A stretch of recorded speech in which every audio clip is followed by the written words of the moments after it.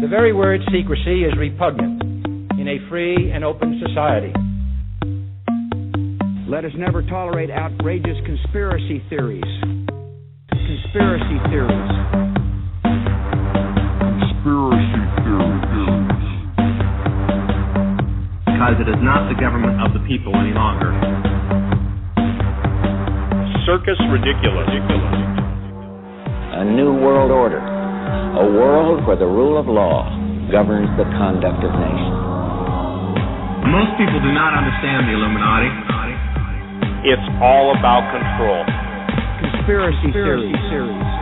It is a system which has conscripted vast human and material resources into the building of a tightly knit, highly efficient machine that combines military, diplomatic, intelligence, economic, scientific, and political operations.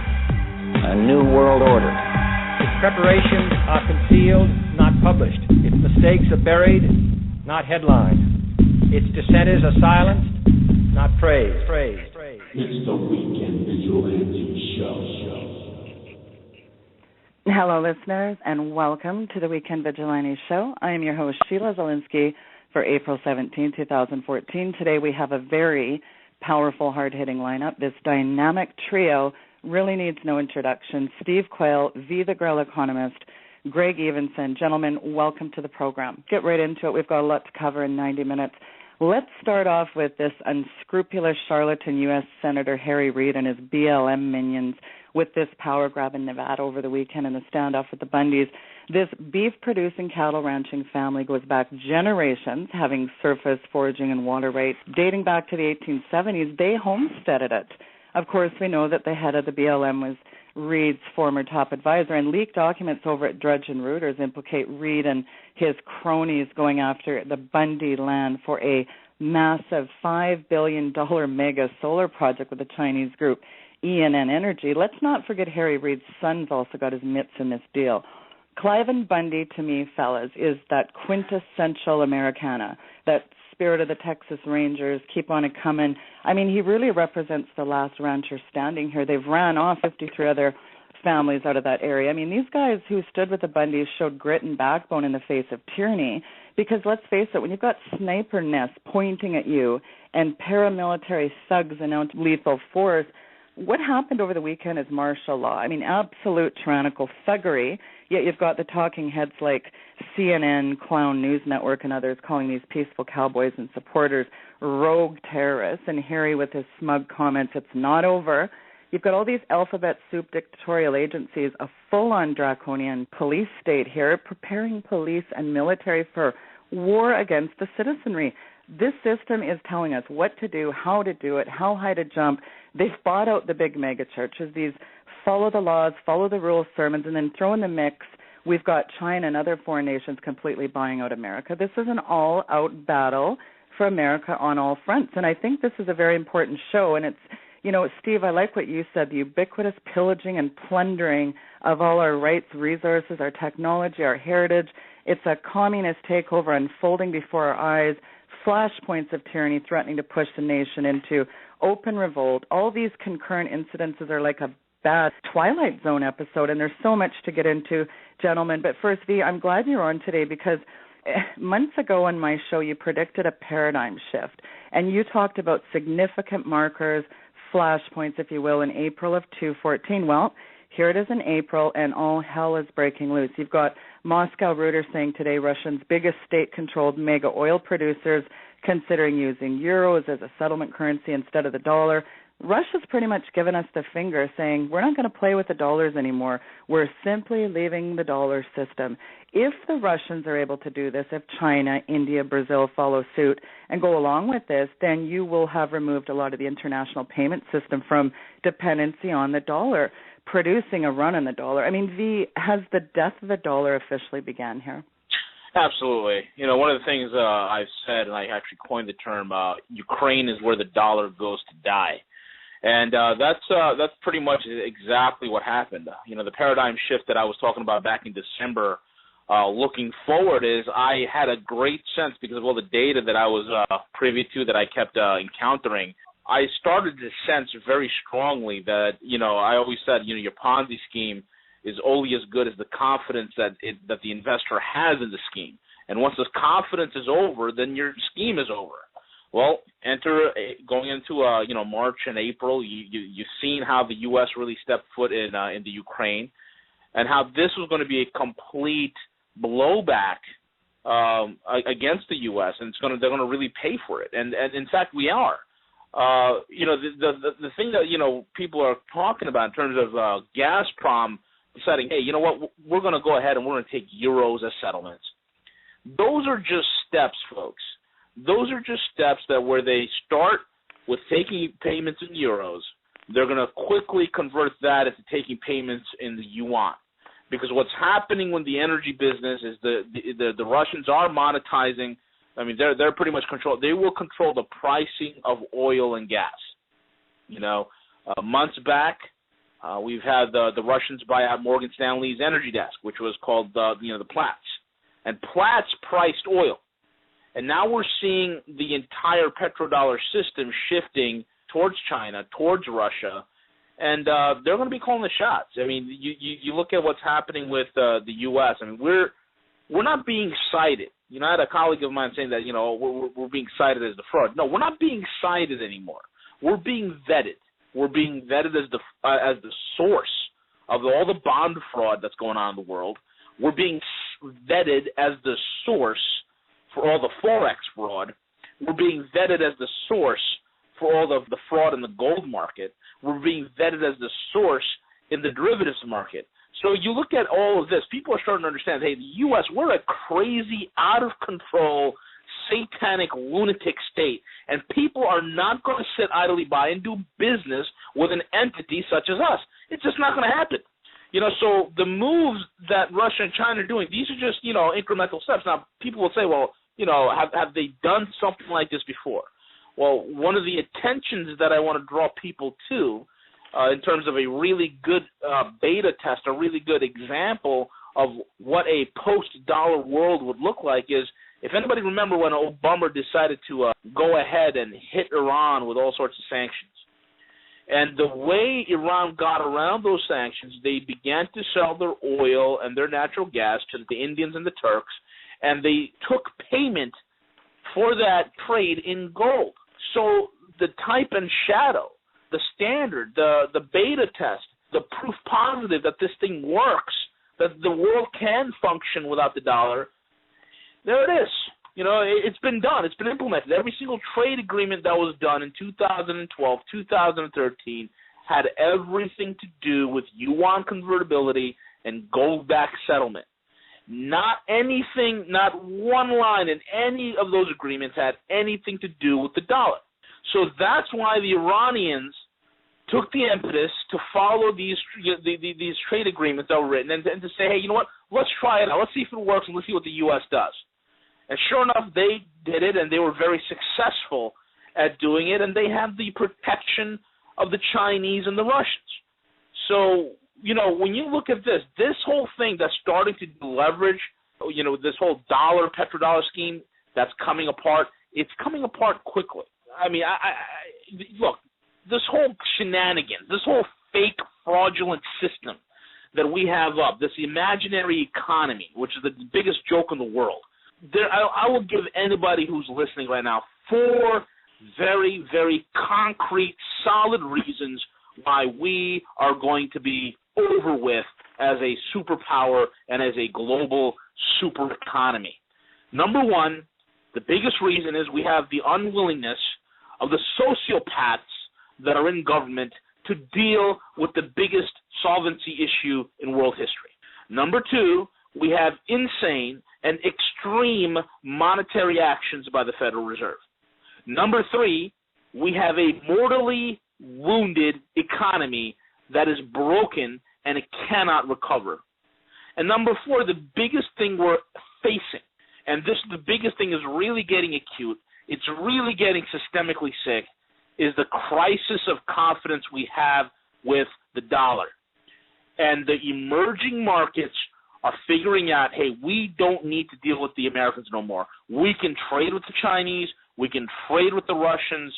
Their economies are more vibrant. You want proof positive of that? There's a reason why Lamborghini sold more cars in China than they did in America. There's a reason why China is now considered the largest car market, folks. They're considered the largest cell phone market, okay, mobile devices. I mean, things of that sort. The paradigm has shifted. All the world needed was an out-of-control, insane America run by a bunch of crazy psychopaths to just ruin the reputation so that people no longer want to do business with us. And that's exactly what's happening. Well, V, as I alluded to with Harry Reid earlier, just springboarding, I mean, he goes traipsing off to China in 2011. He comes back with this partnership with ENN Energy Group. That's 100% owned by the Chinese government.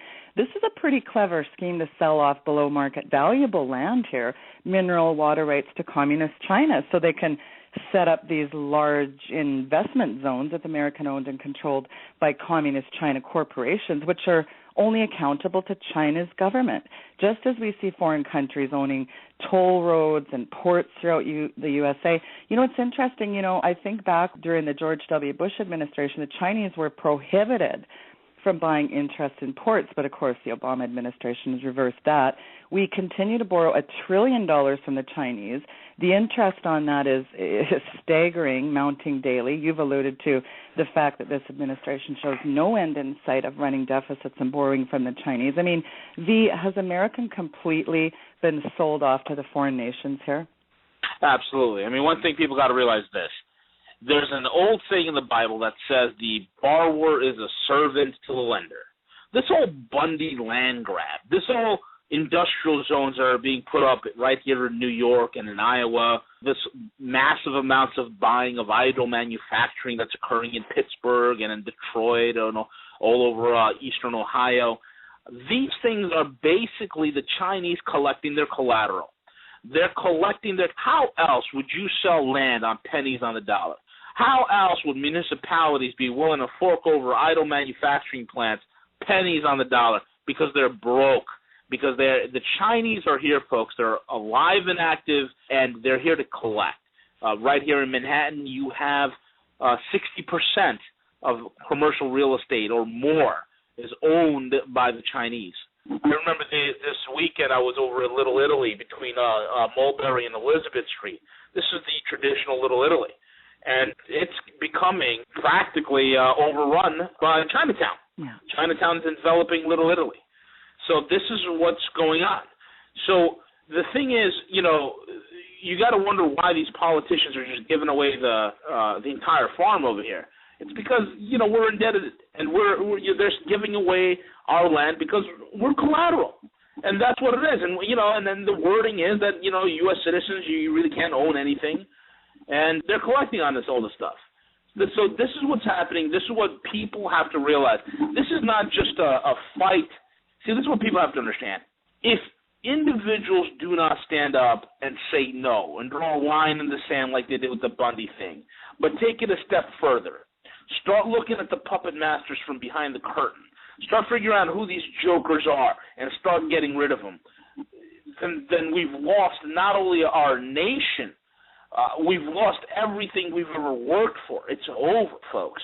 Oftentimes I've made an example of all this idle manufacturing that's being bought up here in the U.S., and people say, well, why are they doing that? Why the Chinese are building 100,000-acre China cities, industrial zones? Well, it's simple.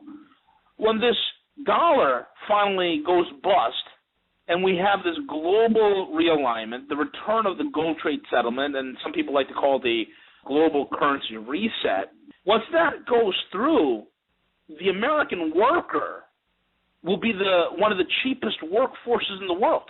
In other words, it's going to be your kids that are going to be making Nike tennis shoes in a sweatshop working 16-hour days for the Chinese.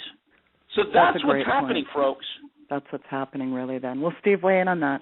Well, first of all, what you're seeing in the whole United States is the rape, pillage, and plunder. I can only put it in pirate terms.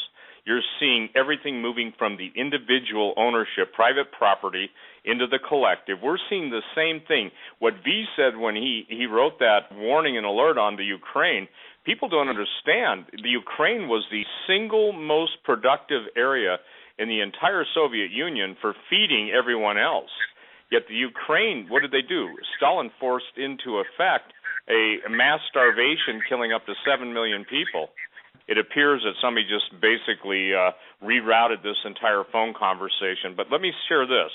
The collectivization that Harry Reid and the traitors they are, let me just make a positive statement about something. If the casino owners in Las Vegas really understood the people that are selling them out, they could now understand why their revenues are down. Whether it's Steve Wynn or Adelson or any of those guys, the bottom line is what has happened is secret deals have been made. And that's what V meant by saying, look at the puppet masters behind the curtain. And the puppet masters are pulling the strings. So what you're seeing in Agenda 21, what you're seeing in all of the United Nations nonsense, that's what United Nothingness, but they're going to be the force to reckon with. The point is you're seeing everything that has been America's greatness, and if you will, gave bragging rights. V will tell you this. When you get into a certain level of income, and I'm talking the billionaires, or the people once they get past 500 million, they consider themselves pretty wise, the money is secondary to the power. And so what you've got now, you've got the ultimate power financially, and I'm saying this, it's China. V and I have laid out multiple stories and presented multiple reasons why China is the largest gold holder in the world. 20 years ago, Sheila, I said that the ruble and the yuan would be backed by gold to, let's just say this, probably a decade, and 90% of that, those times, between those two dates, people mocking, scoffing. But now what we have is we have the entire production, the entire technological base, the entire one-upmanship that the United States once possessed. It's all been sold. We sold our birthright. We are, in effect, Esau, and we have sold our birthright, and we will not get it back. And as proof of that, I have, over the last 18 hours, been reaching out to everybody that is in a position to share with me real intel, and Greg can probably talk about this. But what Vladimir Putin did, most people don't know this too, and V and Greg have a great handle on Greg because of his military experience, but what the Su-24 that overflew the Aegis, the state-of-the-art warship in the Black Sea, what they did is they used their oldest technology updated with their finest electronic countermeasures, and that ship was literally dead in the water. This is the greatest slap in the face to the Pentagon. And I just put up a note on my website, and I say, and I mean this with all my heart, if they don't repent, they, meaning the Pentagon, on their faces for the sins that they have committed, not only against the American people and the plans to destroy the people in this country, the Christians in the United States, the bottom line is that they're going to suffer the worst defeat. What went through the intelligence community, I'm told by those in that community, was the greatest shock that the United States military has ever experienced by a single aircraft using state-of-the-art plasma shielding. This is one of the things that the Soviet Union, now Russia, but they perfected Tesla physics. So where we're at in this is this. We are stripped naked. We are miserable, wretched, naked, and poor as a country. And I have felt so impressed, Sheila, if you go on my website, everyone, the Henry Gruver vision of the Chinese and the Russians invading the west coast of America 3 times in the last 24 hours. I can only say this. I felt overwhelmingly prompted to put that up. I'm being told by people who have been trying to get on those links that a lot of them are dead now. I think the one that's up right now. But you need to go to those links because what we're talking about is a real situation. And Greg, as a military man, if you found out that all your weapon systems were totally inoperable, could not even protect you, what would you do?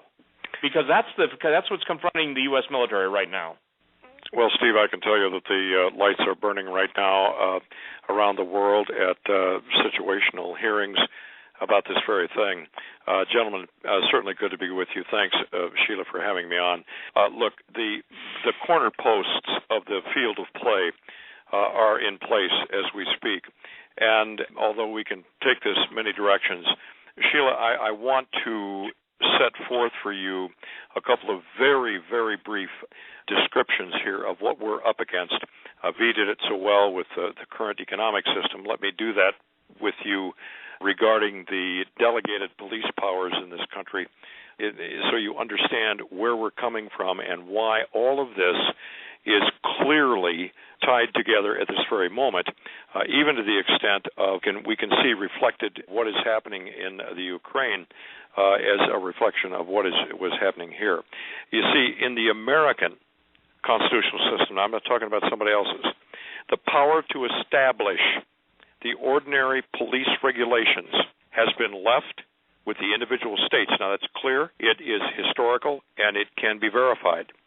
And it cannot be taken from them, either completely or in part, and exercised under any kind of legislation from Congress.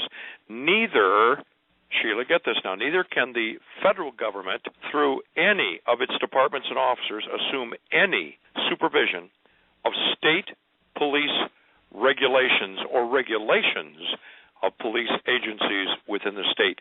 It is not constitutional. It is not legal. They overstepped their boundary, and I don't wish to take it now at this particular moment back to Nevada, but you have the consummate Don. The mafia could be proud of a leader like Harry Reid. And I explained off air, he had to have this relationship with the Chinese so he could have an endless supply of chopsticks, so that when he comes up against real Americans like you saw in Nevada, he's got something to stick in his britches and prop up his manhood. This is really a systematic destruction of the remnants of anything that could be considered to be a republic of this nation. Look, the separation of government from the people, and this is at the heart of what I can contribute tonight. This widening of the gap, if you will, has taken place so gradually and so incredibly that each step is disguised as a temporary emergency measure or associated with true patriotic allegiance in some cases or with other social issues. And all the crises and all of these so-called reforms by government forced on the people have so occupied the people that they didn't see what was really happening underneath, that the whole process of government is growing and growing and growing, and regulation and police-state tyranny as the ultimate result of people that must be controlled, and that is the operative word here, money, power, and control, but I think control is the one we're seeing now. And because of that, you had the government test the water. That's what they did in Nevada. It's not over, as Harry Reid said, but it's not over because he's wearing his dark glasses and pretending to be somebody important, squeaky voice little moron. What he is just one more cog in the federal machine that wants to take us. And we must step in and say, no, this is the end of it. And that's kind of my editorial comment, Sheila, but there's far more to come tonight that interplays with all of this. Well, as you were talking, I think of the Lexington Minuteman. I think of retreating not being an option for the colonists, and I think of men like my grandpa who stormed the beaches of Normandy. They didn't back down, watch their comrades bleed and die in the battlefield. And if one thing boils my blood, Steve, it's the vilification of our incredibly brave veterans. And I think about all we've allowed up till now in this kind of zombified state, and it's heart-wrenching. I mean, what's the tipping point for the citizenry here, Greg and Steve? I mean, how far does this have to go? Are we just going to keep giving up everything without a fight, continuing to bow down to tyranny like a bunch of cowards? Cliven Bundy may have his cow back, but, his supporters are saying they're still preparing for imminent threat. Greg, what is the next phase of law enforcement's ongoing war with the citizens, do you think?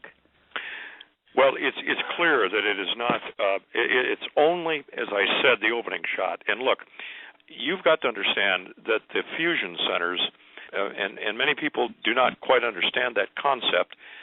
Extremely briefly here, the fusion center is a group of law enforcement people given in a state or in some cases municipalities. There's about 20 of them roughly across the country that have individual city fusion centers. These centers are occupied, run, and really regulated by the government because they want to have some ability to bring everybody together on the same page, a seamless, if you will, dispersal of this police power that I was just talking about.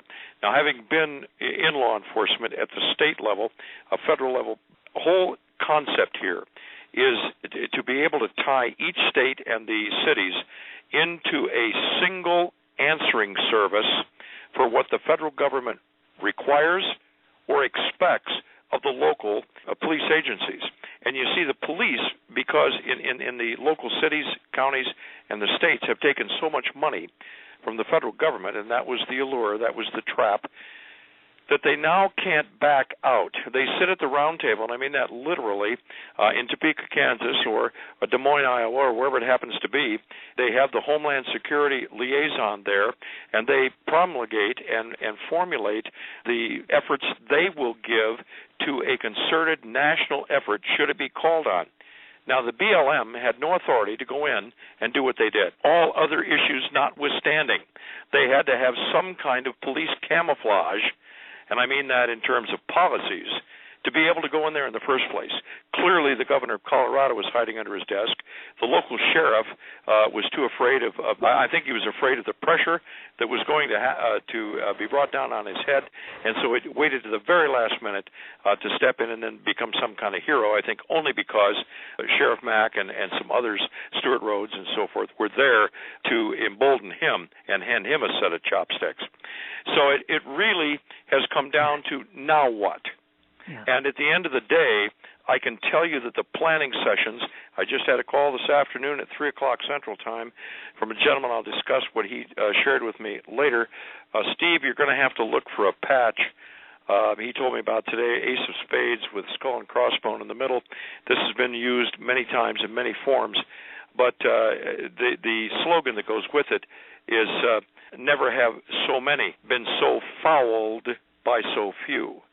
We are at that point that the government will, through its agencies, attempt, unless the states take some courage and tell them to get out, just like that sheriff, as weak as he was, as long-suffering as he was, or as, well, cowardly as he was, it took him a while, but immediately the BLM backed down and left. Now, you've got to ask yourself why that was, because ultimately the authority rests with the county sheriff. So we must look at that, not be thrown off or confused or convinced that the federal government has all of the answers and will always be able to do whatever they want, whenever they want. That is a lie from the pit of hell, and we've accepted it because it's easy to do. And I just have to tell you that people really, when it comes down to it, and then, Steve, I'll let you take it here, but I want to close my little statement here with this. Please understand this. Most human beings only think that they want freedom. In truth, they yearn for the bondage of social order, rigid laws, materialism, banks, and other so-called freedoms. The only freedom man really wants is the freedom to become more comfortable. That's why we're where we are, Sheila. Wow, that sounds like Right Out of Tragedy and Hope by Carol Quigley. Weigh in on that, Steve.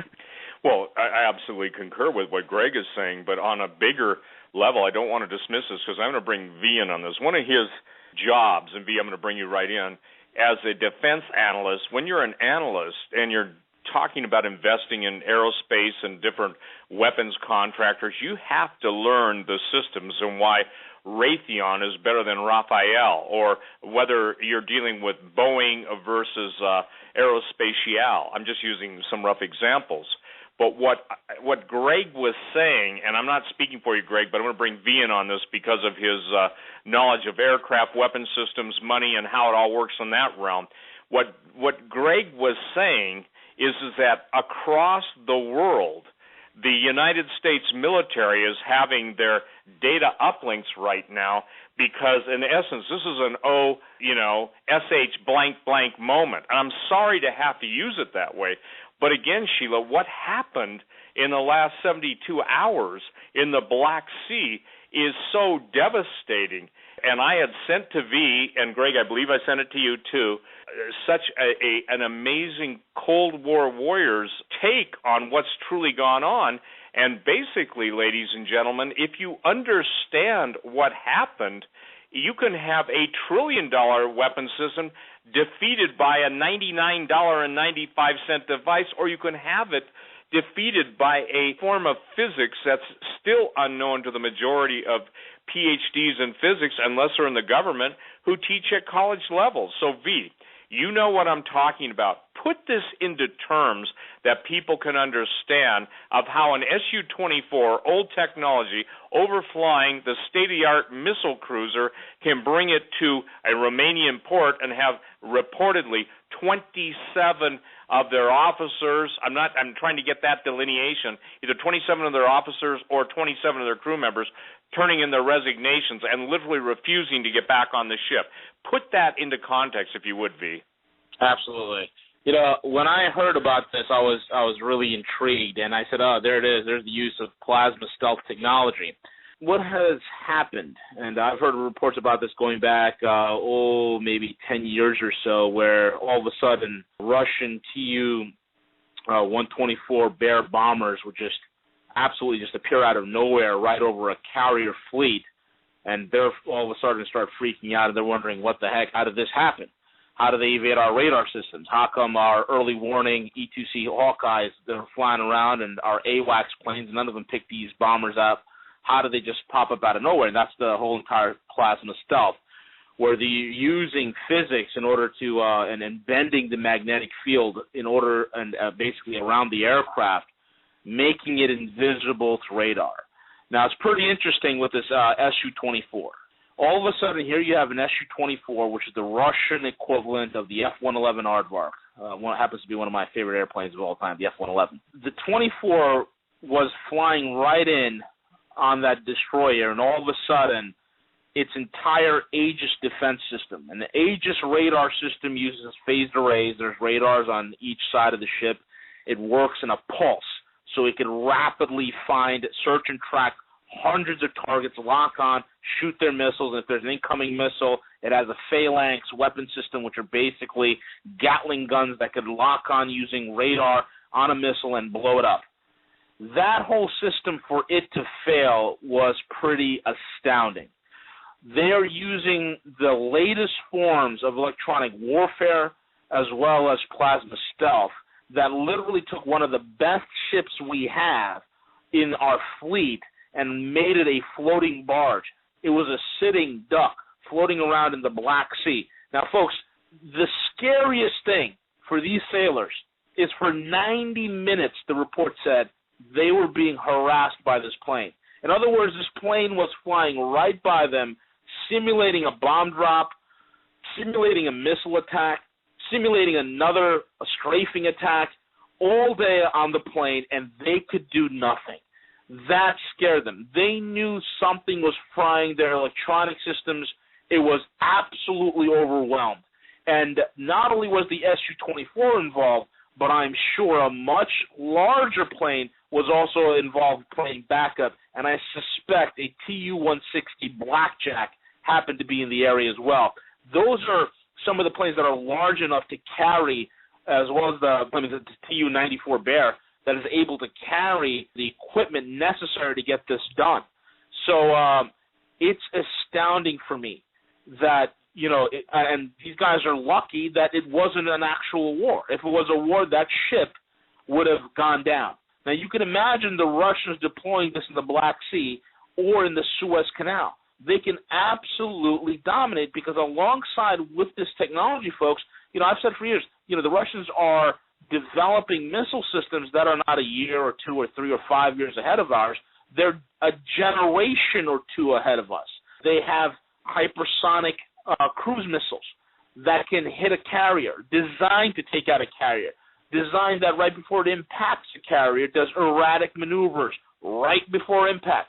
They have torpedoes that are subsonic. They can hit 430 to 500 miles per hour underwater. So these are the technologies that the Russians have figured out. Running an aircraft carrier battle group is a very expensive endeavor. And to be honest with you, the aircraft carrier, that whole entire concept It's an age-old concept. In modern warfare, it's pretty easy these days to take a carrier out. So the loss of life would have been tremendous. So for our men to be absolutely freaked out, and they rightfully should be, because there's nothing in our inventory that can counter this. So for them to sit there absolutely petrified, saying, listen, I'm not going to go back on that boat. It's a suicide mission. I don't have any sort of functionality in any of my defensive systems or my backups in order to even counteract this massive electronic storm. And that's what it was. That storm, they absolutely fried their systems, totally overwhelmed an Aegis system. Let me tell you, the Aegis system is one of the most powerful radar systems in the world. It is incredibly powerful. There's, as far as we knew until a few days ago before this Su-24 overflight, as far as we knew, there was nothing in the world that could jam out an Aegis the way this thing, nothing. And this thing had made an absolute mockery of one of the best radar systems ever developed by the Americans. Now, here's the crazy part. We've also developed AESA radars, which kind of work like an Aegis. Phased array, works on multiple wavelengths, and is able to search and track various aircrafts of different sizes. Even, in fact, AESA radars are sensitive enough that they can track stealth aircraft. We have this in our F-22s and our flying lemons that are called F-35s. They can jam those things as well. So the advantage is that we've had even an air superiority can be rapidly taken away. And I'll be honest with you. Look, in a dogfight, the F-22 is a great plane. In a dogfight, it will have its rear end handed to it against an Su-35 super flanker. I mean, that's just the way it is. You know, but that's what happened on that strait in the Black Sea. We were absolutely bum-rushed, lost for words. When you have the best weapon system in the world taken out, and for 90 minutes you're terrorized, my God, who would want to go back out there? And yet, do you find it ironic, V, though, that it was crickets chirping in the news media? I mean, this is a highly provocative Russian fencer violating our protocols there in the Black Sea. I mean, don't worry, Dave Obama called Putin and everything's fine, nothing to see here, folks. I mean, and then the next day you have U.S. diplomat James Jeffrey calling for ground troops to be injected. Again, here we go. Greg, go ahead and speak if you would, and then I'll come back, Sheila, with your permission.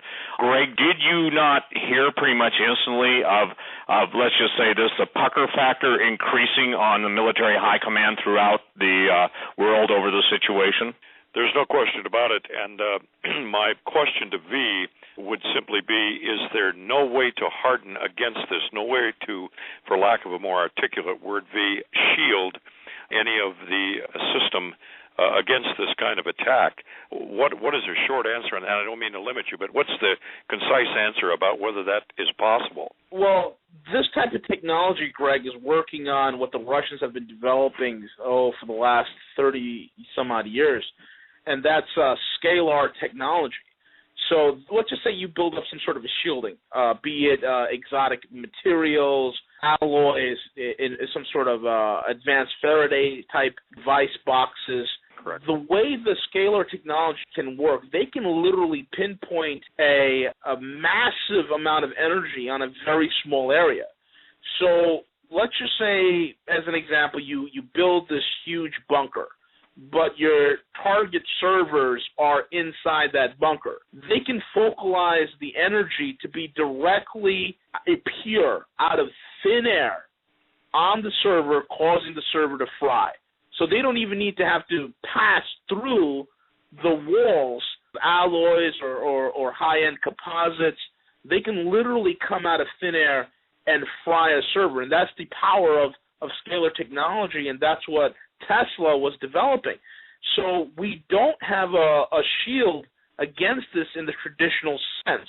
And, you know, if we do have something top secret that they've worked on, that they have out that's a counter to this, it's not, you know, in wide production that it's, you know, it's really not going to make a difference in the battlefield. Because this is alarming. You take a cheap 1970s Su-24 fencer and you're able to fly against an Aegis-class destroyer, harassing it. It's just it's unprecedented, and it's scary. I agree with you. And Steve, to answer your question, and I think it is one that begs an answer, is that this really clearly calls for what I would term the second level of dispersal of assets in some cases, depending on where they're located worldwide. And the fallback position is so that time can be spent now trying to assess the damage, what can be done, if anything, in the sense of countermeasures. And during this time, it's why I said to you some time back, sources of information to me from the military has been talking about the rather unusual stockpiling of resources, military resources and capabilities across the country, indeed North America, by the military. For what purpose? To wage war? Perhaps. Defensive issues? Perhaps. To continue national law enforcement? Perhaps. But it could be that they're simply trying to move out of harm's way, at least in the most minor sense, some of the assets that they've had that they suspected might be at risk most clearly. Now, those are anti-aircraft, anti-weapon systems, or anti-ship systems, or whatever they might be here in the country. That fits in. But just let me say, and then I'll conclude this, is that they are definitely, and V, I think you might agree with this, the military at this moment is in a situation they have not faced perhaps ever. They're scared, and they're really looking for some cover right now. Absolutely. And I agree with that, too. And I want to make this clear, everybody, and this is something you must understand. To the degree, and somebody says, you're going to bring God into this, absolutely, God's never not been in this. To the degree that the U.S. military has waged its war against Jesus, to the degree that the U.S. military has punished believers in the Air Force, the Marines, to the degree that the U.S. military has embraced all forms of political correctness, to the degree that they've allowed some of their top commanders and absolute geniuses on the battlefield to be dismissed or forced out for whatever reason, that's basically the taking apart of the U.S. military before your very eyes. Sheila, years ago, and I think it's now 4 years, and I don't mean to mislead anybody, but it was at least at minimum 4 years, maybe 3 years. When I get a strong word from the Lord, I have to wait and wait and wait until he tells me to release it. There have been times I've waited for 20 years to release stuff, so I'm not the most patient person, but I'm striving to be obedient. Listen to this. This is a prophecy. Greg, you've heard this. I don't know if you have, V. This is a specific word. Someone says, well, are you pretending to speak for God? No, I'm just telling you. I heard from the Lord. I spoke it out. To the Pentagon, I am against your plans to make war against my people and my land. Is it a small thing in your eyes for you to make war against me, saith the Lord? You trust in the technology of the fallen ones and the hidden and secret weapons that you believe will keep you safe. Has it not dawned on you that as you study in your war colleges that betrayal and destruction have come from traitors within and armies without? The son of perdition has been a liar since the beginning of time, and as all empires before you have fallen, littering the pages of history, so will yours. Your lives in an instant will flash before you. I think that happened the other day, gentlemen. Repent. Here's the word. Repent and turn away from your evil schemes. Just as Judas sold my son Jesus out for 30 pieces of silver, so have you sold me out. For it is I, the living God, who gave you the victories over your foreign enemies when you sought to preserve that which was just. Are you so deceived and seduced that you cannot see the illuminated ones will ultimately consume you and utterly consume you, and their promises will fail to give you your expected outcome? Now, ladies and gentlemen, that was 4 years ago before the military turned openly against God and against Jesus specifically. You can be anything you want. You can worship anything, worship anyone, but you better not say the name of Jesus. Now, Greg, you asked about the defense against this stuff. There is defenses that are known to ultra black, and if people are familiar with the terms magic and the magi. Under former presidents, there's always been, if you will, a team of the brightest. They're called the Majestic 12. That team, if you will, split into two factions. The good, which were called the Magi, based on, obviously, the New Testament, talking about the birth of Jesus and the three wise men coming from the east to visit him by the Star of Bethlehem at his birth, Jesus, and then the magicians. And so the technology that exists is a transposition technology, and this is not known to me by anything outside of those who live in this world. you can literally jump space, time and space. Most people can't embrace this. And like I said, the reason I don't talk about this, V and Greg and Sheila, is because Jesus said, if I've told you earthly things and you believe me not, how can I tell you heavenly things? So when you're dealing with, in effect, a Tesla shield, a projection of a bubble, and that ship is held in that bubble, and there's no signals that will operate within that bubble, but think about this, you who design that countermeasure can get into that bubble, then it's kind of like pouring honey on your keyboard, and I'm using a real basic and rudimentary illustration. So here's what I want to share with everybody. In a moment, this was said 4 years ago, the answer is repentance, but you cannot embrace the very philosophy, the world's slaughtering religion, and if you've got the head of the CIA being a Muslim, and you've got 250 of them running the fusion centers, and now you've got Harry Reid, if everybody goes to the front of Drudge, I don't know if you've seen this, Greg and V, but it says Harry Reid calls Bundy supporters domestic terrorists. There you go. There's the domestic terrorism line, already written, the domestic terrorist laws, so that tells you basically that they're trying to set all of anybody who loves the word freedom into one category so they can be arrested, held without bail, and basically neutralized and disposed of. Greg, you've seen the horrors of war. I pray that, V, you haven't, and I certainly haven't. But now we see the horrors, and Sheila, this is what really infuriates me more than anything. And every time God gives me voice, I will mention this. The religious people in this country and in Canada and worldwide who sit back and try and sing hymns, well, people who are of the faith, the Christian faith, are having their throats slit, having their heads cut off, children having their hearts ripped off, women being absolutely so brutalized and so horrifically gored that I won't talk about it on the radio.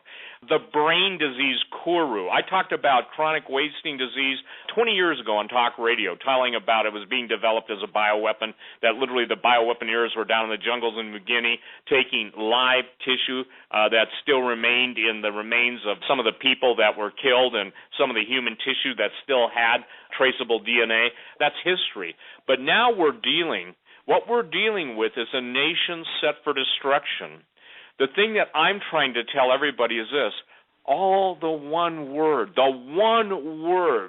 that has been so absolutely not incorporated in the pulpit is repent. You can do any sort of perversion, you can do any, and I'm talking, you name it, it's done. You can get away with anything, but you better not name the name of Jesus.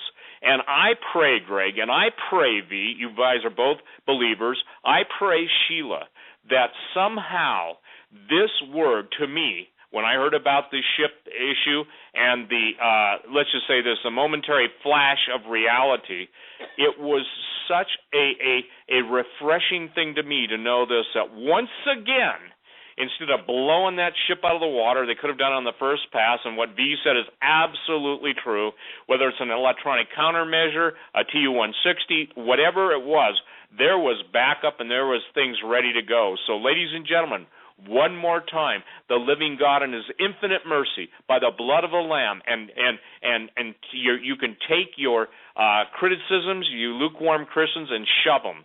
The point is that that's how close we were. Even Drudge, Greg, did you see it? Sheila, did you see it the other day? He had World War III on the center of the image, just the words World War III.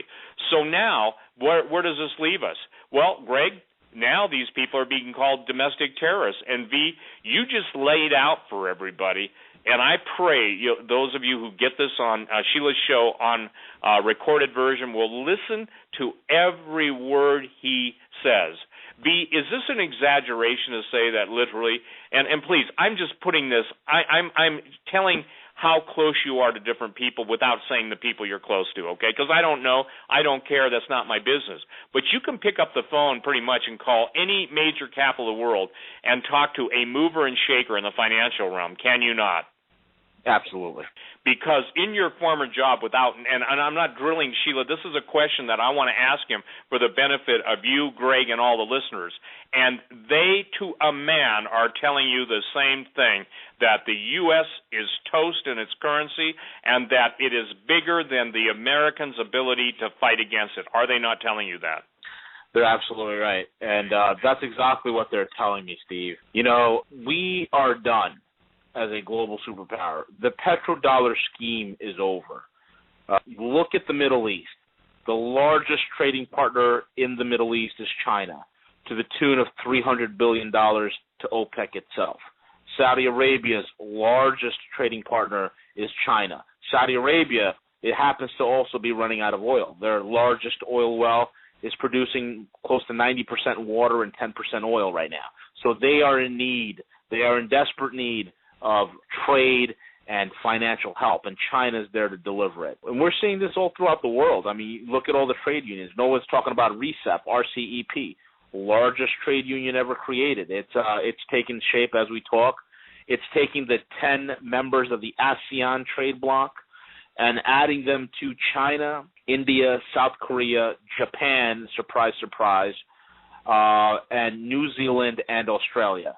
You take that region right there, that trade bloc right there, that massive trade zone, you have 60% of the global GDP.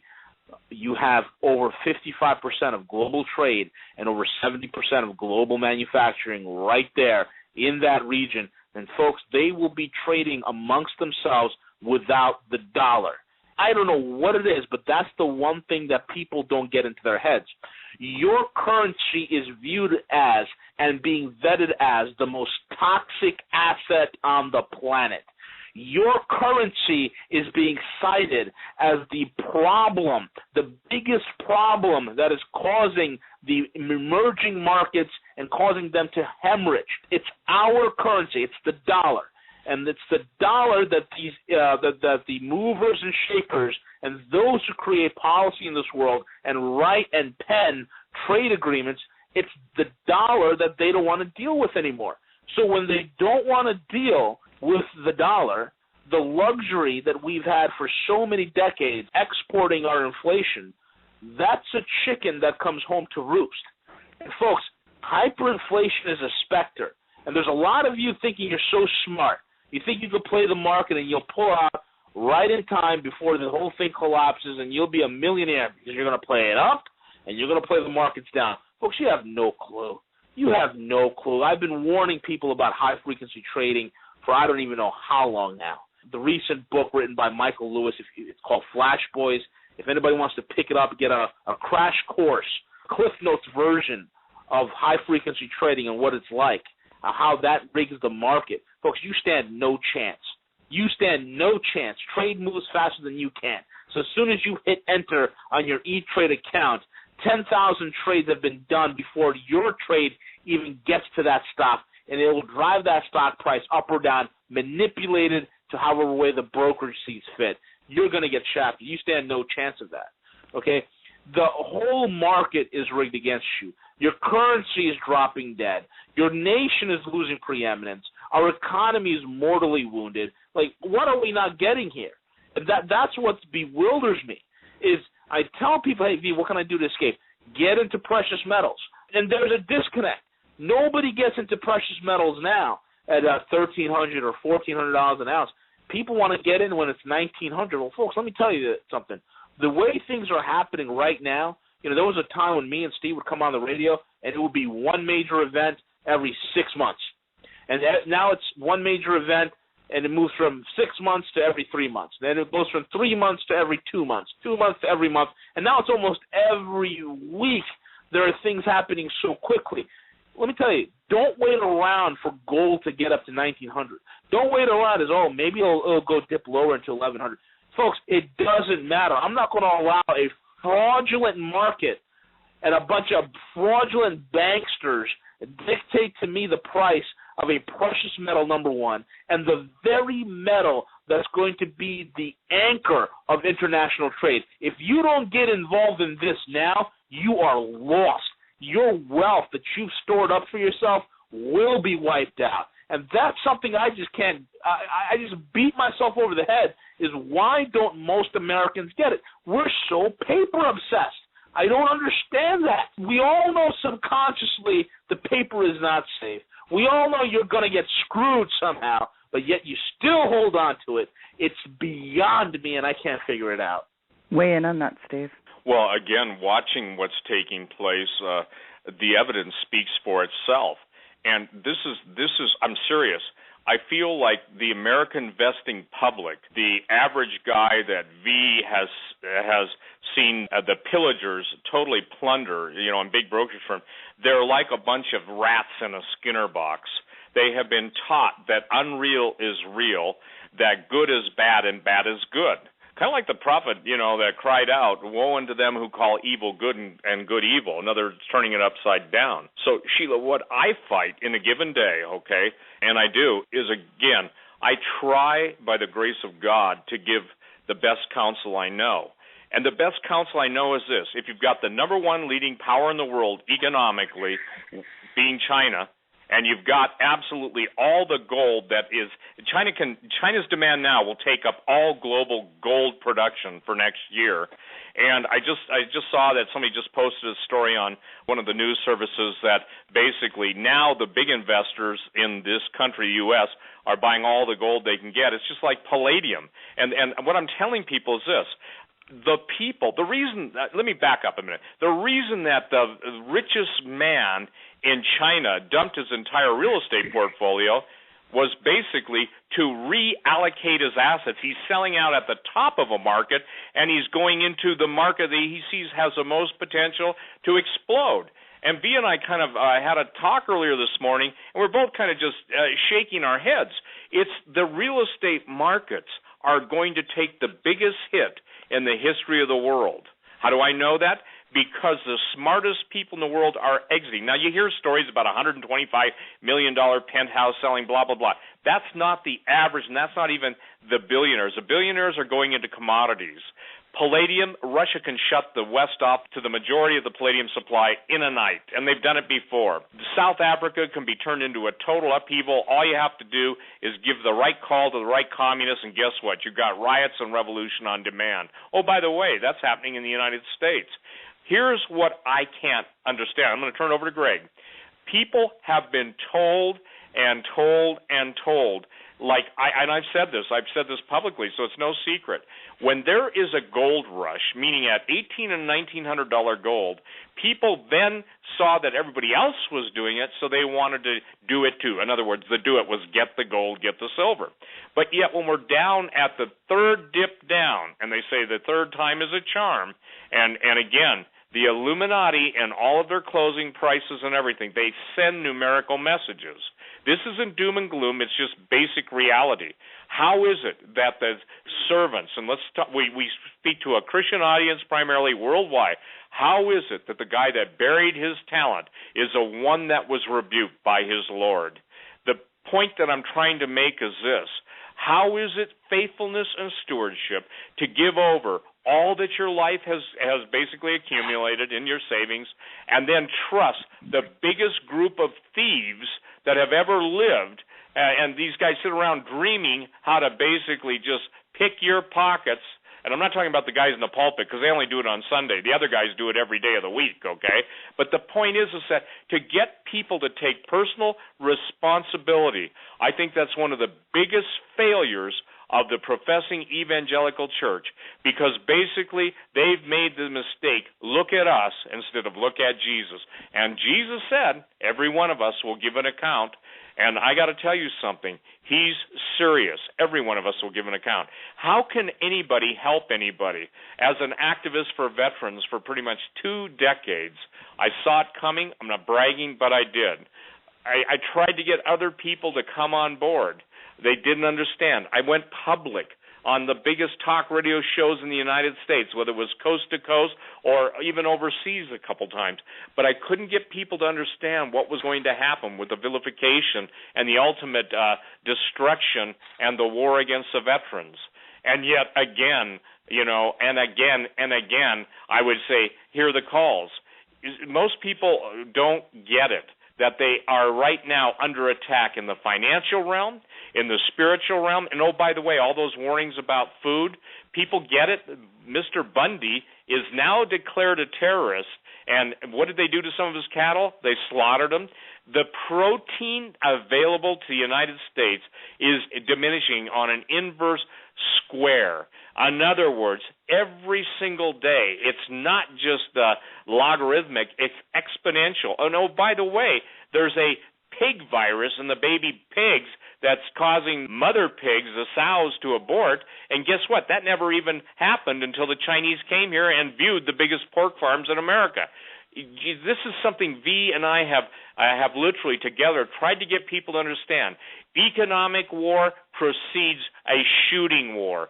Those of you who are familiar with Falfel, or whatever his name is, from Argentina, and the people that have told you what happens when things begin to break down. We're watching Venezuelans. I love the Venezuelan people. One of my best friends in the world is a Venezuelan. By the way, he's probably one of the most amazing men. And he's got that classic name, Raul, and he's got probably the best set of hair I've ever seen. And somebody at 62 who is, he's rich in tradition. The Venezuelan people are standing in line giving you a national ID, and the cupboards are bare, and so are their stomachs. This is what's happening. This is what the industrialists have planned for you, ladies and gentlemen. And oh, by the way, and I don't think I'm disagreeing with Greg, but the entire war apparatus that's being brought back from the Middle East and stationed throughout the United States, it will be given over to the private army. The president is on record as stating that he wants his own army. And that's the scariest bloody thing, and I use the word bloody, that I can think of, because, ladies and gentlemen, if it were not for the mercy of God, bless his name, if it were not for the intervention of the prayer warriors and everything, I believe with all my heart that that's what's holding it back. And ladies and gentlemen, when that which is holding it back, when the restrainer, and I believe that's literally the archangel, I don't believe it's, the Christians being taken out in a pre-tribulation rapture. The bottom line is when the restrainer, when all hell breaks loose and the gates are opened, and I'm talking about the demonic gates, the supernatural gates, then all of our warnings are basically, they're of no effect. Then you're left with the skills and trainings. I have a police officer friend, Greg, who's in the Midwest, and he's got a great statement. You've heard it before. The more you train in peace, the less you bleed in war. So I would encourage those of you that are listening to Greg Evensen to consider getting his Castle Defense series. It's on his website, and I'll let Greg give that out, or if you can, take his class. Because, ladies and gentlemen, you just had on the front of Drudge, viewed by 39 million people, you just saw a sinisterly wicked, evil entity who owes his existence to a foreign corporation say that if you disagree with him and his like, you're a domestic terrorist. And notice he's the same guy that voted for the domestic terrorism bill and NDAA 1867. So, Greg, tell people, and I want you, Greg, seriously, I don't want you to do anything against your conscience, but I want you to tell people how you see this playing out. Tell them what total ruthlessness is planned against them. Because I've had people email me, Sheila, V, and Greg, saying, well, they're going to go into the prison camps and be a witness for Jesus, and God will release them at the right time. Well, I think God's released them at the right time, but, not the God of heaven, because I think they're listening to lying spirits. So, Greg, please tell people how this will play out from a military tactics standpoint, and why that outside the grace of God and the determination to stand up. And by the way, Greg, I got to tell you something. You use the chopstick metaphor. Guess what? All those chopsticks are made in China. Can't resist, brother. Can't resist. Yes. You're exactly right, Steve. Look, the final chapter before offensive war internally by any country that I've ever read history about is the demonization of those that opposed the move by the government to overtake the last freedom and liberty. And so naturally, those considered patriots, constitutionalists, however you might label them, are now being demonized, as the Jews were in Germany and Russia, and they're now being demonized again in Russia. It is that kind of setup that is making all the rest of this possible. Now, look, I have to tell you, fellas, I got a couple of concepts here that you cannot move away from without giving it serious thought. Number one is that when it got really down to where the rubber meets the road, and I had about a half or two-thirds of a magazine left in an AR-15 or an M16, I will tell you that I was counting carefully, and I wanted to know how much time I had left. I was picking my targets very carefully, and it meant that those encroaching the closest were the first available target in, as we say, a target-rich environment. So you cannot just assume that the supply is endless, that the ability to fight off that which is the most evil can always be surmounted, can always be overcome. Part of what I do when I train in the summer here at my retreat is I bring people in, I invite them in so that they can learn firearm tactics. And there are some listening, no doubt, around the world that are saying, how can you possibly do that? I do that because that is the last, at the bottom of the page, that is the last equation that will be figured. It is the last thing you will do is try and defend your life. How will you do it if you don't have the tools or the knowledge by which to do just that? And I guess I would describe it this way. Although gold and silver are the items that I would have to try and protect what assets I have, I can tell you that I weigh this standard against all other assets. If you can't eat it and you can't shoot it, then you don't need it. At the time when survival becomes paramount, if you do not have those tools, you will not make it through. The government, through its various agencies, are now in the final phase of preparation before the internal war is triggered by Washington or those under the tutelage of the president or a rogue general to finally say no more.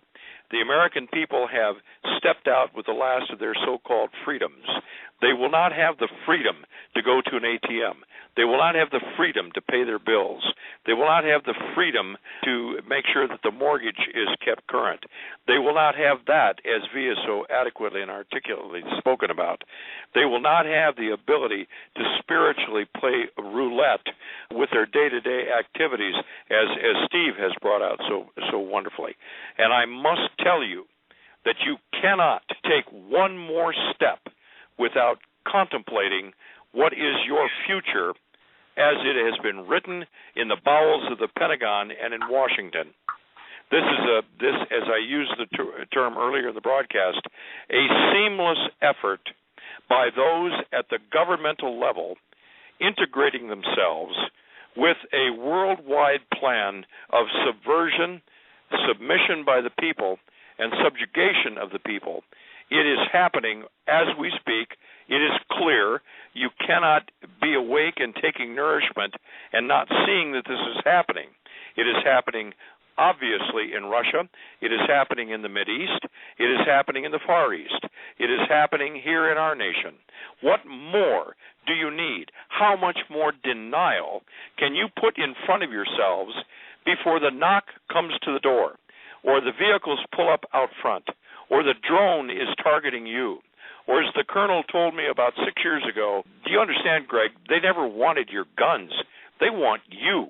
So when they come to yard farm you, when they call in an airstrike on you, when they call in whatever asset they need to take you out, or someone like you, or many like you, that is exactly what they will do. They will wage war at your front door, whether it's a census taker getting a GPS location for your exact location of your property, or any other asset the government has taken and warped and used for war-making efforts. It has been done. It's already in the mix. It is already planned for. It has been made so clear to military and police commanders that they have had a mental edge and an offensive edge on waging this war against Americans for several years. I can tell you that I have been aware of the efforts made at the state level and in the local level, even to the point that officers have received the so-called doomsday CD to put in their onboard computers in their squads in case they lose contact with their next highest authority. It's already been arranged. The pre-location of some stored war material, the ability to link up with other law enforcement and military units is already planned. It's set forth. It tells them where to go, how to go, what to do when they get there. This is an offensive so well planned that short of a nuclear conflagration that might occur either by accident or design, there is very little that will deter the government from carrying through. Now, Steve, I could go on the rest of the show for this, but I think my point has been made. What I want to say here and what I want to stress is, again, and to Sheila's original idea for the focus of this show, is that there is no end to this short of a complete pushback of the schoolyard bully, Harry Reid, if you are listening, or those like you, or those that pretend to be on the side of patriots and constitutionalists, whatever that may be at this point in our history. We are at the front door of a all-out fight. The bully has come, and if we don't push back, we're already defeated. I'm not advocating for it. I'm simply stating the painfully obvious. And if you do not have a plan individually, ladies and gentlemen, those of you listening, then you better get one. You better have that fallback plan, financially and for your survival. And let me add this little bit of a caveat. I am aware as of yesterday afternoon of two things. First of all, it is alleged to me by a source in Florida that is a spec op graduate and deals with these folks all the time, that enriched plutonium went into orbit 2 years ago and is in place now to be used ostensibly for a project in space. For what? To deter an asteroid? Could be. To take the ultimate edge off an attack by North Korea or Iran? It could be. What if it's an EMP pulse designed to cripple the United States itself? This was alleged. I have no proof of it, but I put it out there that you don't think plans of this nature. I would suggest, with your background, that the CIA agent that made this plain to my source had no reservation in saying what it was. Now, we'll leave it at that because I can't take it any further, at least. But if that is the kind of planning that is alleged in this country, then what do you think they're doing on the local level, far from space, in dealing with what could occur in this country? It comes down at the end of it, at the end of the day, we must every day assume that the government has taken us up one more notch toward that day when we will have the ultimate confrontation with them, and how will we stand when it's all said and done? The 10th Amendment is the only thing that stands between us and the federal government, and right now it's basically powerless. Well articulated, Greg. Steve, V, and Greg, I mean, you've all in your areas astutely highlighted the flashpoints, and I mean, how many rocks do you have to hit on the way out here? Because I don't think people fully understand, V, Greg, and Steve, the magnitude of the destruction that's coming on all fronts, and the horror of this thing in action is really nightmarish. Do people understand the lateness of the hour, do you think, here, Steve? No, and I think that's what causes me, to basically rearrange my forehead on my desk. Now, that's a metaphor. I don't really hit it, on the desk, I usually bounce off walls. I'm just kidding. I try and keep my pathetic attempt at humor, to make my point and just to simmer down a bit. What I'm angry at is the death and destruction of men and women intentionally by a group of assassins who are the veterans.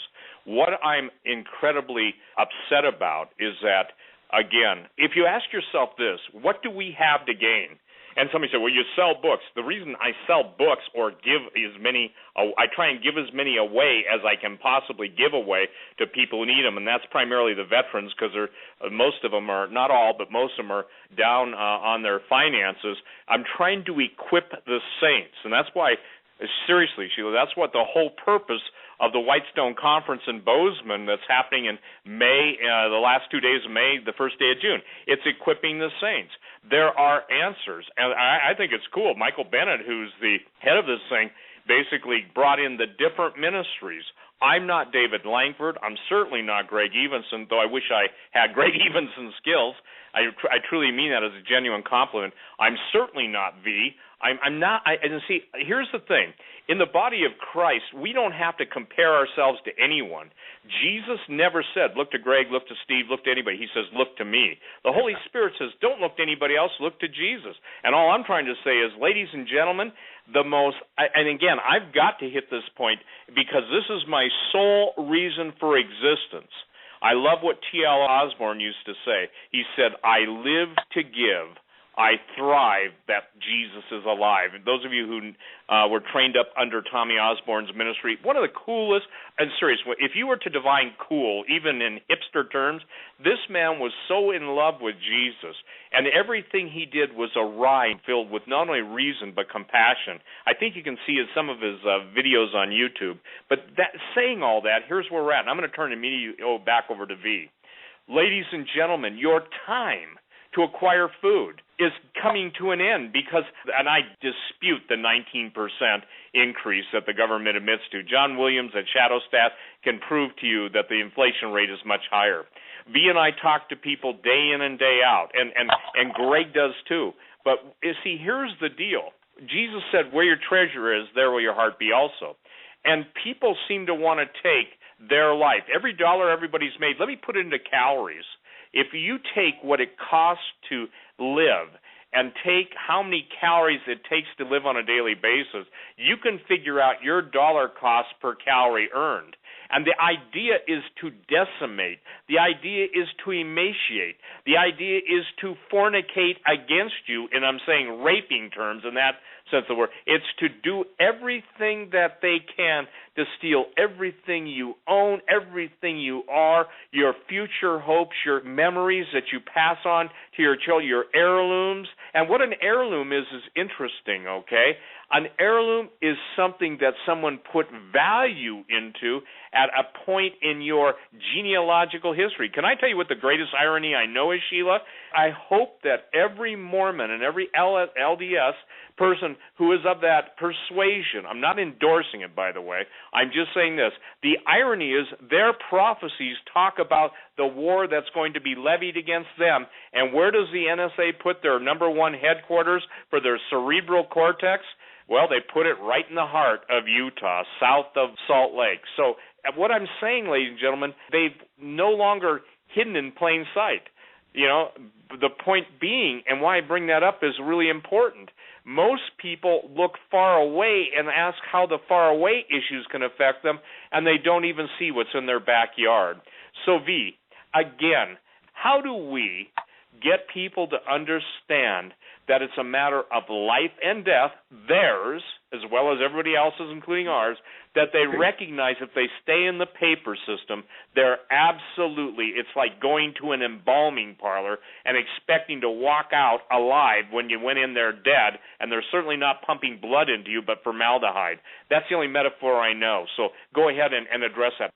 How does V, the guerrilla economist, get it through to people that think that they're 6, 7, and some of the people we both know, 8-figure bank accounts? And ladies and gentlemen, that doesn't mean they're friends of ours or we hang out with those people. It's just that we talk to those people.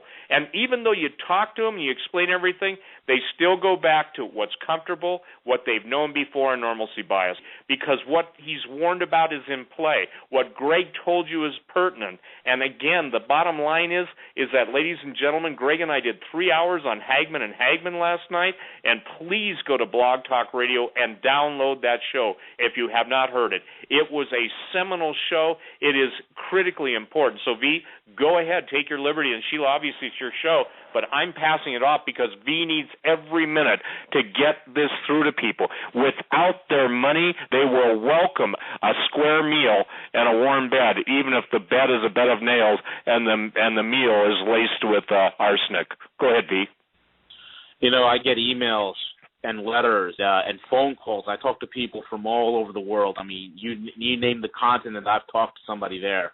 And oftentimes, even the most powerful guys that I am able to call up and talk to and pick their brains a little bit and shoot ideas across, they look at us Americans and they call us a bunch of stupid morons.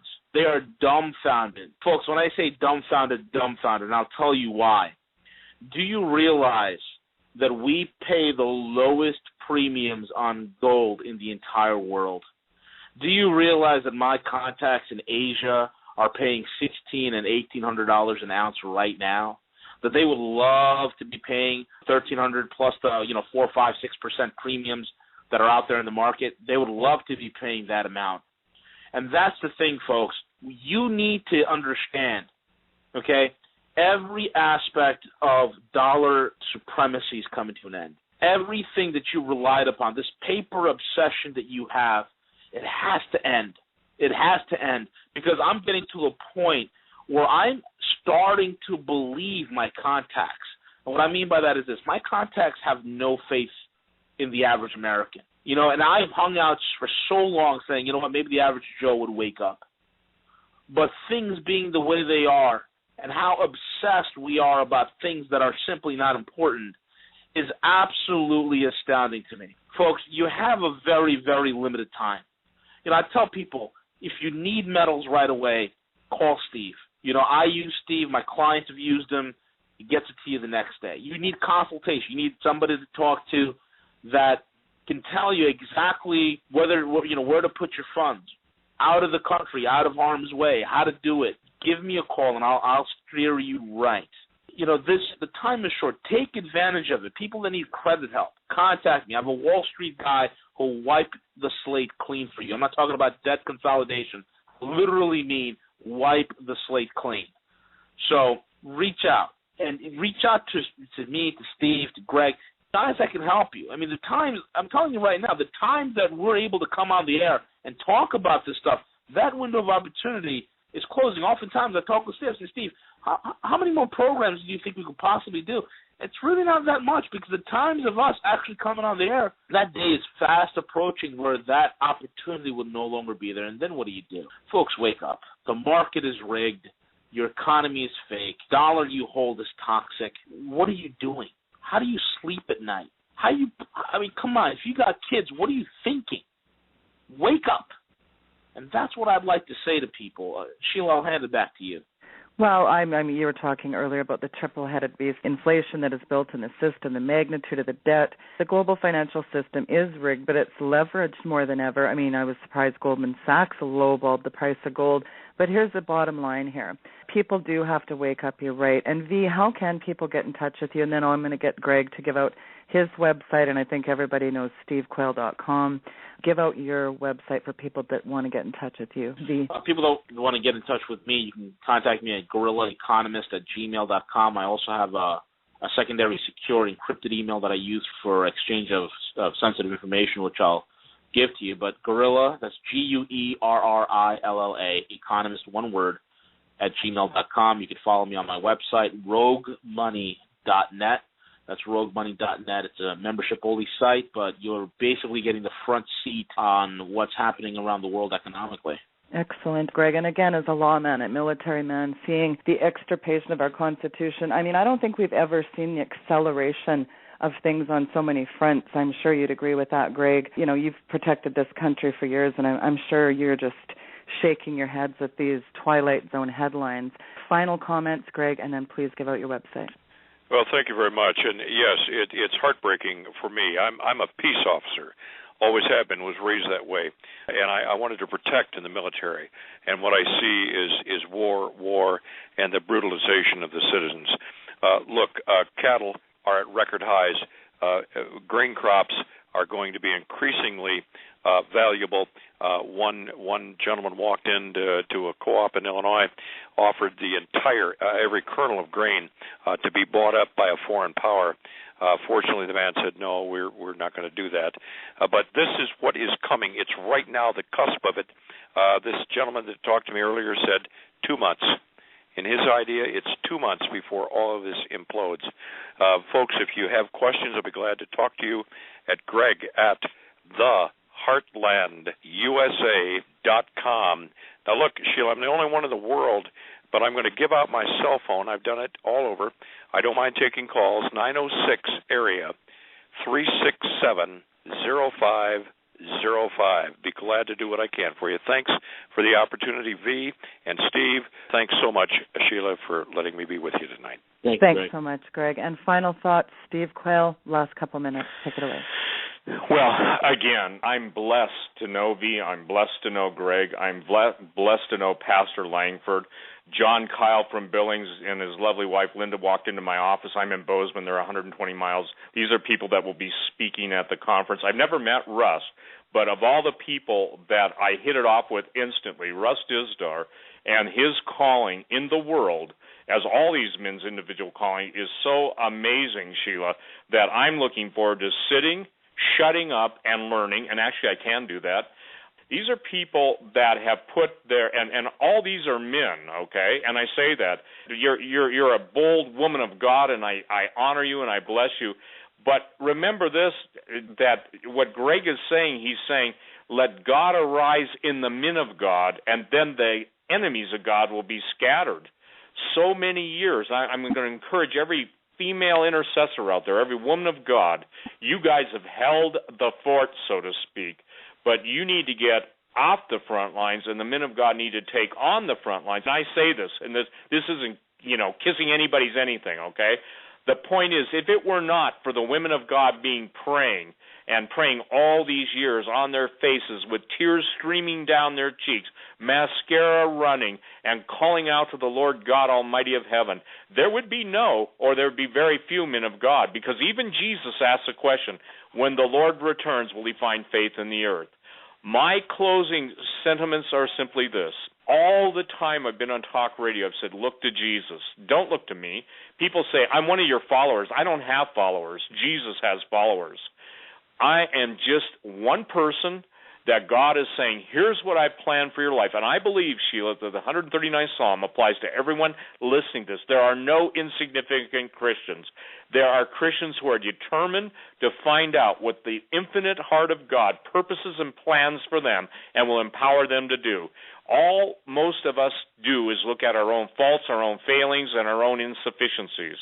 Woe be to the evil powers of hell when the people of God behold the Lord Jesus Christ in his resurrected splendor and in obedience take their place in the kingdom of God for the last days. Amen. For Jesus' words will yet be fulfilled, that greater works will ye do, because I go to my Father. And I still want to share this with you people. There's nothing that God will not do on the behalf of his children when his children seek him with all their heart. Hearing Pastor Langford preach in person, I'll tell you this. I've been there. I've noticed David will come with a word from the Lord, a plan from the Lord, and it will be unlike anything he's ever taught before, except to say it'll be anointed. And I have yet to hear of people sitting under anointed teaching, and all these men will come, but will all be adding to the general, if you will, theme of the conference. But I'm looking forward, Sheila, to a mighty move of the Holy Ghost, because I stand on this promise in my own life, not by might nor by power, but by my Spirit, saith the Lord. And so that's what I'm telling people. Look, we have a close minute, and I did say that to V. V and I think, I don't know, V, you can correct me, but it go maybe a week ago, and time seems to be irrelevant now because we're going from event to event. We're moving so quickly that time is speeding up for the elect's sake, and the days are being shortened. But we both talk, and we say, always, how much longer, Lord, do we have? And I thank God, Sheila, for your sensitivity, and I bless you. And again, ladies and gentlemen, I want to say something. When people put themselves on the line like Sheila has, they're worthy. If you get blessed by listening to me and Greg and V or whoever her guests are, when she has Pastor Langford on, and I don't know all your guests, so I don't mean to disparage anybody or leave anybody out, but when she puts these people on who she feels in her heart God wants to be heard for whatever reason, then she's worthy of the hire. The servant's worthy of the hire. I would say this, those of you who are not in churches that absolutely know that to give is to be blessed. You're not giving to receive, though God said there's no one in this life who won't receive in this life when you put the things of the kingdom first. She is worthy of your support, ladies and gentlemen, and those of you who are capable. And I only say this, Sheila, I've never asked anybody who isn't capable to ever give beyond what they can give. This isn't a question for those who have nothing to give or even a statement, but for those of you who do, stand with her. she's a mighty woman of God, and she has earned my respect. She has earned my love, and I mean, I say that in a right way. We're to love one another. As everybody beats the hell out of each other on the blogs and on websites that absolutely have no background, no integrity, it's nice to know that there's at least one place where everybody flows together, and we're not fighting each other. We're fighting for the kingdom of Jesus. Bless everyone. If you want to talk to me, send me an email, steve777@stevequayle.com. And we're trying to teach you, and God gave us the keys of the kingdom, which is binding and loosing in the authority of the Holy Ghost. I bless you, Sheila. V, God bless you, my brother. Greg, God bless you. And thank you for allowing us to come on today, Sheila. Take what we've said to heart, ladies and gentlemen, because we don't know when our last day is. And every time I go on radio, and I know V does this and Greg does this, we don't know we've got tomorrow, but we know today the thing that mattered is, were we obedient, and was Jesus lifted up? Bless you, Sheila. Greg, V, Steve, God bless the amazing man of God. Folks, click Whitestone Remnant Conference tab on stevequayle.com. It is really about equipping the saints. What a powerful lineup. We actually get to hear Pastor Langford preach. Again, stevequayle.com. God bless you, Greg, Steve, and V. We'll be back right after the break. Stay tuned. Don't go away.